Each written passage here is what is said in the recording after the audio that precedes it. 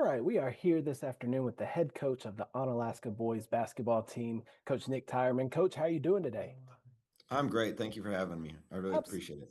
Absolutely, absolutely. Let's talk a little bit about the Wildcats, though. They're having quite the year. I believe 17 games in a row. You've won to a 24-4 record, I believe, overall. Big win last night over Anderson Shiro, 113 to 70. That's something I've noticed too. There's a lot of 100-point games in here. So I want to get your thoughts on that later. But first off, just tell me about this run that the Wildcats are on right now. I mean, really, it's been brewing. We started last year, and then with the going a deep run, making it to the Final Four, and then it started again this year with because we got to return a lot of our main core. We graduated one starter, and so we've just been working ever since then. I'm just really excited for this senior group. I have four seniors who just they saw it as their mission of not being satisfied with how things were last year and just putting in that work all off season to what we're doing now. And so it's been very exciting, especially since we've played a pretty tough gauntlet of a schedule before district started, and so getting to see a lot of ranked teams and stuff. So it's been a good journey. Well, and you mentioned the team last year. I remember watching the Onalaska team last year. I believe it was in the state semis, and the energy from the team and even the community that was there supporting. You could feel it through the screen. So, how much do you think last year's run has helped this year's team with, it's not new anymore, right? Like they've been to the playoffs, had a deep run. So, how much do you think last season has helped this year's team?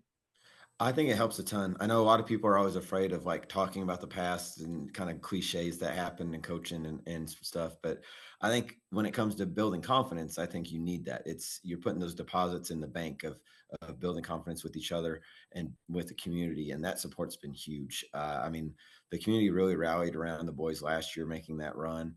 Making a lot of history, and we're still very what I call the like an almost in toddler stage for a high school because we're just barely having our 20th year reunion for the first time ever for the first graduating class this year.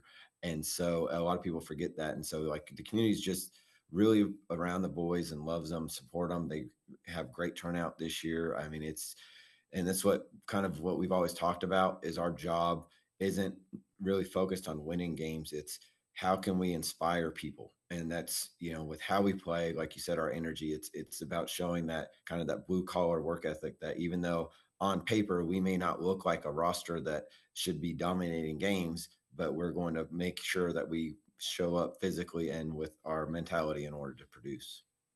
Well, like I mentioned, you've been putting up some points. Your boys have been putting up some points. I'm looking at the district scores 90 to 83 over Trinity, 97-75 over Crockett, 103 to 29 over New Waverly, and then like we said, 113 to 70 over Anderson Chiro. Talk to me about this offense. What is going in this offense? Y'all are just putting up buckets. I mean, it's kind of been this is a year three of our install for our offense and really it's a combination of offense and defense together, and it just comes into the buy-in from the kids.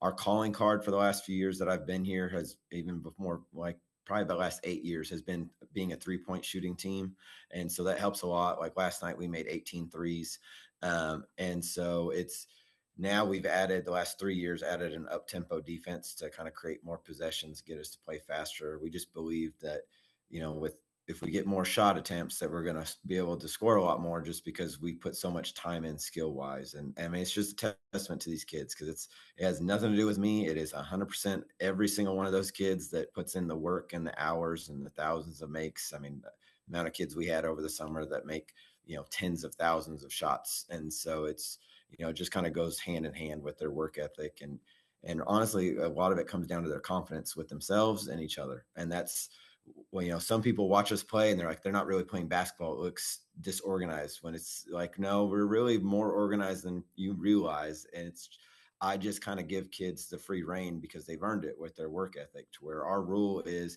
if it's selfish if you don't take the open shot.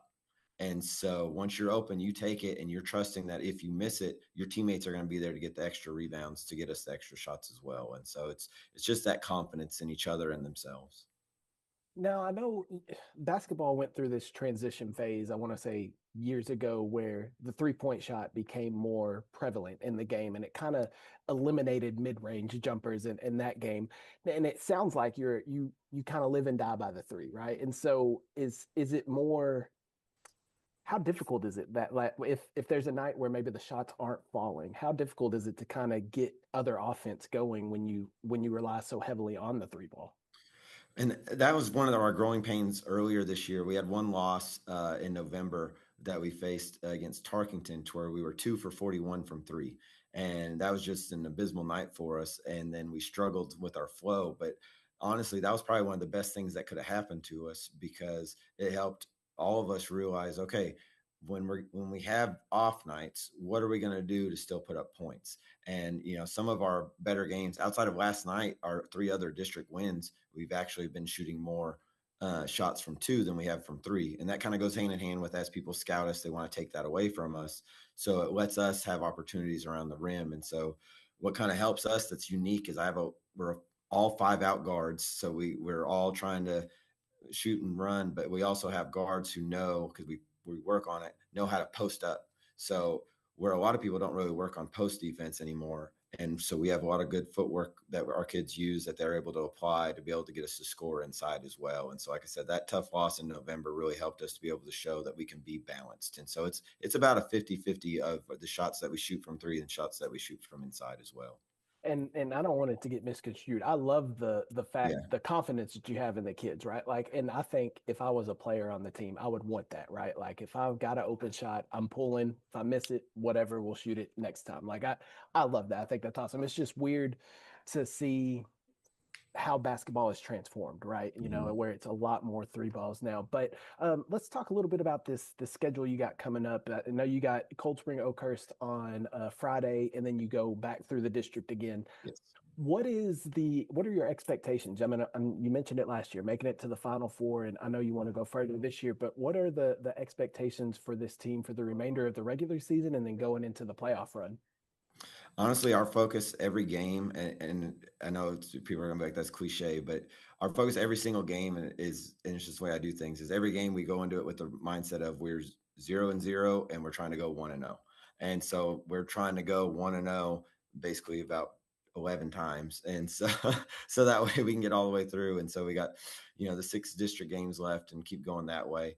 And so our expectation is to go through these battle tests. We have Crockett and Trinity are the two tough competitors for us in district, that give us little games, and so and I think Trinity is one of those teams that's a little underrated in the region that I think is going to give people some problems because they have a new coach there, and so that's going to be a good battle for us, and it's also a rivalry game on Tuesday, and so it's one of those things I'm excited for that test, because a lot of the other games we're trying to just kind of build our confidence with our bench and build our depth, so that way we can get ready for a playoff run. Because when you go through the playoffs, you never know what's going to happen. You're going to have some games to where you may have 4 starters in foul trouble and someone else has to step up. And so that's what we're happy about, is everybody's excited for each other and building that way. And so that's really what the mindset is.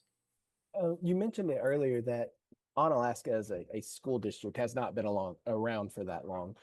You mentioned that you've been here about 9 years now at Onalaska. How much has changed from that first year that you stepped on campus to where you are now with the work ethic of the kids or the community support? Like, how much is it different from 9 years ago to today? Oh, it's huge. When I first got here, they really didn't ever lift weights, and because we don't have football here, and so it was kind of a cliche thing to where everybody was like, "Oh, it messes up your jump shot," and so it was about teaching them, no, that's not the case at all. And so we actually lift, all off season. We lift 4 days a week. We're in season. We maintain and so it's about those things of building that way, and then just community and the culture's changed. Because I mean, when we first came in here, I mean, you didn't have that many people in the stands, and now we have standing room only, sold out crowds on a nightly basis, and it's just a testament to what these kids have done, and they've seen that, hey, if I put in the work, he's going to trust me to be able to take shots. And so that's the biggest thing, is that relationship that I've had with these kids. And I mean, the group of seniors I have right now, I've been around them since they were in 4th grade. I've had the extra ability of having an even closer relationship with them because they're all classmates of my daughter, who's a senior this year, and so it's a really good bonding experience to see them all grow up that way. And that's what I'm excited about, is seeing the growth in the community and the support that way. Because before we had a high school in Onalaska, they would bus all to Livingston. And so it was a K-8 system here, and then they'd go to Livingston and go through high school there. And so, like I said, the first graduating class was in 2006. And so it's great to see that confidence built, because that's kind of what made the run special last year, was the fact that the kids believed that we could do something that had never been done before. Because before that year, the school had even only made the playoffs twice in its entire history. And then we were the first teams last year to even win a playoff game. And so typically, if you win your first playoff game in school history, you typically don't go all the way to the Final Four.